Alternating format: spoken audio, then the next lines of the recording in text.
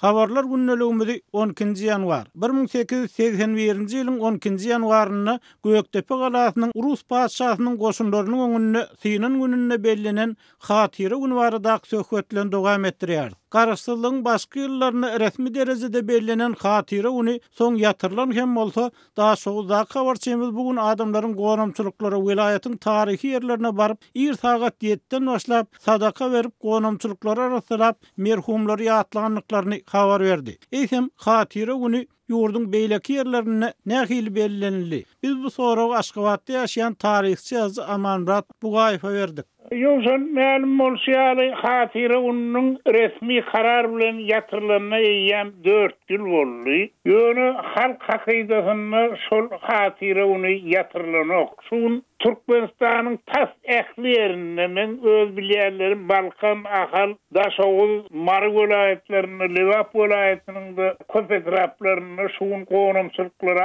adamlar baryp, şo ýerde üýüşüp Hudaý ýoly sadaka berýärler. Hatyra güni sarlygyn 2-10 garan wagtynda eýen adamlar öz gatanjyny getirip goýýarlar. Kim haýdýar şoň bir goýun elterinýe, kimdi men bir tamdyr çörek elterinýe, kimdi men garan plan wagtlaryny şeýdip bir heme merhumlaryň ruhunyň şat bolýan güni bir terfegine galýan güni şururun. Hem de diýillerin birek öňünde hem merhum öňündäki özüniň jogapkärçiligini düşünýän güni. Megerem çakymsak bolsa bu günün halk hakydatyny müdümel garar müdümelgen bellerse gerek.